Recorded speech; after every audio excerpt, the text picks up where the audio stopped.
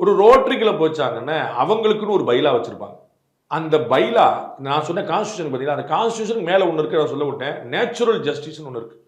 உங்க கான்ஸ்டிடியூஷனே ஒண்ணு சொன்னாலும், நேச்சுரல் ஜஸ்டிஸ்க்கு எதிரா ஒண்ணு செஞ்சிட முடியாது. எங்க ஊருப்பா நாங்க பண்ணுவோம்ப்பான்னு நம்ம நாட்டே ஒரு நாட்டிலே அம்பேத்கர் உருவாக்குன ஒரு கான்ஸ்டிடியூஷன்லயே நேச்சுரல் ஜஸ்டிஸ்க்கு எதிரான ஒரு விஷயம் வந்து அதை ஏற்க முடியாது. அப்படி நமக்கு வந்து இவ்வளவு கீழ வந்து ஒரு சாதாரண விதிகள் இருக்கு. இதுக்கப்புறம் இன்னும் கீழ போனீங்கன்னா ரூல் இருக்கு. அதுக்கப்புறம் நீங்க போனீங்கன்னா ஜிஓ இருக்கு. அதுக்கப்புறம் போனீங்கன்னா ஸ்டாண்டிங் ஆர்டர் இருக்கு. இப்படி நிறைய விஷயங்கள் இருக்கு. இதுல எது பவர்ஃபுல்லானது அப்படின்னு பாத்தீங்கன்னா கான்ஸ்டிடியூஷன் தான். லாஸ்டா போய் நமக்கு நிக்கும்போது.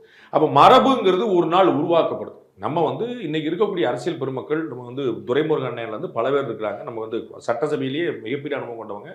அப்ப கருணாநிதி காலத்துல இருந்தே அவங்க வந்து மன்ற தேர்தலில் போட்டிட்டு வரவங்க. அவங்க சொல்லட்டும் எப்போ இந்த தமிழ் தாய் வாழ்த்து வந்துச்சு. அப்ப நமக்கு புரிஞ்சிடும். அப்ப அந்த மரபுங்கிறது ஒரு காலத்துல உருவாக்கப்படலாம். அந்த மரபுங்கிறது மாற்றத்துக்கு உருவாது. கான்ஸ்டிடியூஷனே மாற்றத்துக்கு உருவாக்க முடியுது. அப்ப மரபு நம்ம மாற்ற முடியாதுன்னு சொல்ல முடியாது. அதுல ஒண்ணும் தப்பு கிடையாது.